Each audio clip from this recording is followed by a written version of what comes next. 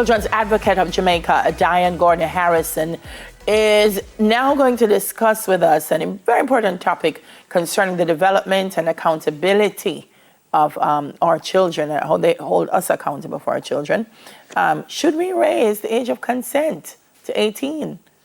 We're going into this thought-provoking conversation now. Good morning, Madame. Morning, Mrs. Gordon Harrison. How are you? Good morning, Daly. Good morning, Neville. I'm well, thank you. Good to be with you on Smile again. Fantastic to have you with us. Why? Why you want this to be changed? Well, it's a personal position that I've long advocated for. I remember years ago, I think in 2013, shortly after becoming children's advocate, there was a joint select committee of parliament that was established to review a number of pieces of legislation, including the Sexual Offences Act. And from then, I thought that there needed to be protection for children. Now, I stress children because, of course, in Jamaica, a child is anyone under 18 years.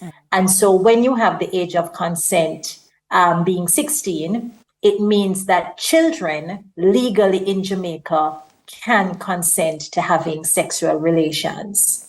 And for me, that takes away a rubric of the part of protection that we should be providing for our children. As adults, we know that sexual relations, especially if they're casual ones, can come with very heavy emotional baggage. There can also be a power dynamic in relationships where you may have a 16-year-old trying to navigate and, deal with someone who is significantly older. Now, even if as parents and caregivers, you see the warning signs, it could be an abusive relationship. It could be one that's very manipulative. It could be one that cuts off the child from activities that children should be involved in because the older partner is perhaps very jealous. You cannot legally do anything to protect that child using the law because the law recognizes that if the child has said yes to that abusive relationship from all accounts, the law can't protect you. You as the caregiver, just your hands are tied. You can't go to the police to say, I see my child in an abusive relationship. I see the grades falling off. I see the antisocial behavior coming up. I see the warning signs. All the police can do and all the children's advocate can do is to perhaps hold your hand and say, never mind, my dear, because the law does not give us the power to do anything to interrupt that cycle. One of the things that we're looking at is the ways in which it may help to, I guess, lower the rates of teenage pregnancy and I guess encourage young people to make better decisions. Is that a real thought that yes, this can make that happen? Because we've been struggling with teenage pregnancy rates for decades. Do you think that this could change that? Right. So I don't think that this alone can change it, but it certainly can be one of the tools in the arsenal that can drive that kind of focus to delay sexual initiation and to delay, therefore, the increased risk of having 16 and 17-year-olds pregnant and drop out of school and all those other social determinants that go along with that. It also would promote the ability of the brain, that prefrontal cortex that science has now told us doesn't develop until much later in life. It would give you a little more chance to have that maturity kick in that would hopefully lead to more measured decisions, better choices, and more responsible behavior. So with that delay, that would also be promoted. And I want to hasten to add, Daly and Neville, that I know a heavy criticism of this argument is that, but if we increase the age of consent, we're going to criminalize a whole bunch of 16 and 17-year-olds.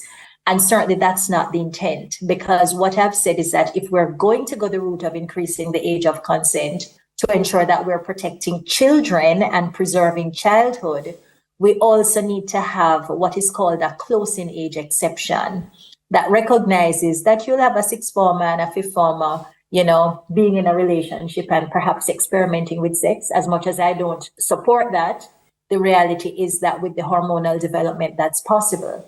And so what the close-in age exception provides is for those children not to be criminalized.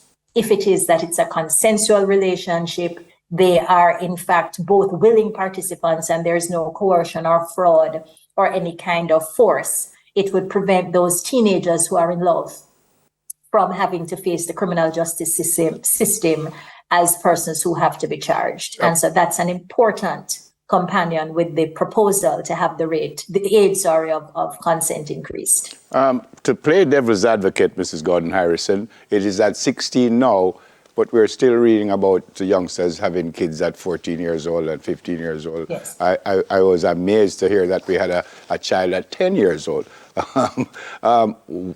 So what makes you think that if you put it to 18, we still won't have that happening?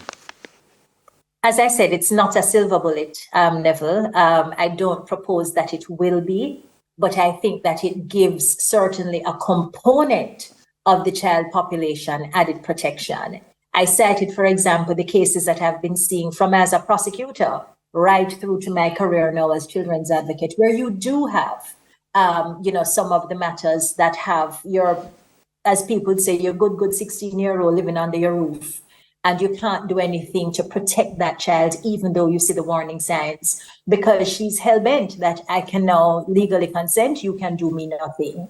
We've seen the cases, the murders that have come to the fore. I think of one in Manchester some time ago, where the child was 15 and she was living with a grown man who just couldn't understand why she wanted to participate in co-curricular activities after school. And that resulted in the child's murder. And it was when the murder happened that everybody in the community says, well, we saw it a long time, and thought it was a problem. But the child was 16, so the child could consent, and nobody sought to interrupt that, and nobody could. And so we're saying that we need to protect every single cohort of child. It may not be that this affects the cohort that's engaging and becoming pregnant, and that is now a public health response.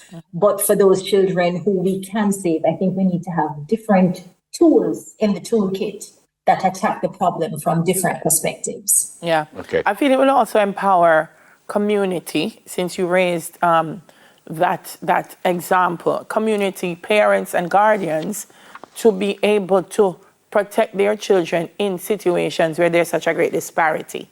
Because I feel like, as you said, they'll say, well, they're at the age of consent, what can I do? But raising the age will give them, and I'm not sure if you agree, give them the kind of, power is not the word I'm searching for, but the ability. Yeah, the ability to intervene. Yes.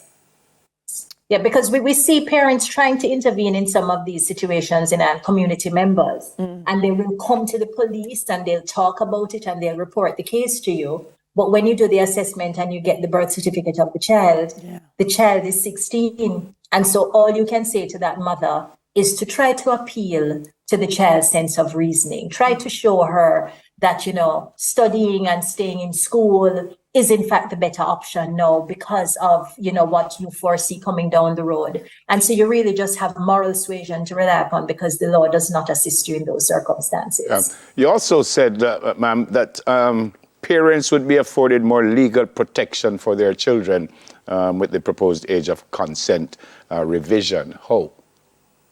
Well, by this particular strategy I'm telling you about. So if they see the warning signs and they approach the police or approach the Office of the Children's Advocate, if the age of consent is 18, it allows a prosecution to flow if there is sexual connection with a 16 or a 17-year-old. With the age of consent being 16 now, it means even with all those warning signs that I just raised in my example, even if those warning signs exist and the parents want the law to assist them by protecting their child, there is just no protection, because once the child is 16 and the child is okay with it, that's the end of the matter legally. Do we prosecute enough? I'm saying that because a lot of times we see some of these relationships and people act as if it's the norm. Yes, there's an age of consent, but what to do? Do we apply the teeth of what we have now enough? Yes, well, in fact, there are a number of prosecutions that run the range of the sexual offenses, from rape to incest with sex with a person under 16 to sexual touching, sexual grooming, the whole ambit. Traditionally, though, because of that cultural attitude that you described, Dela, because that's what it is, the conviction rate in sexual offense matters is not particularly high.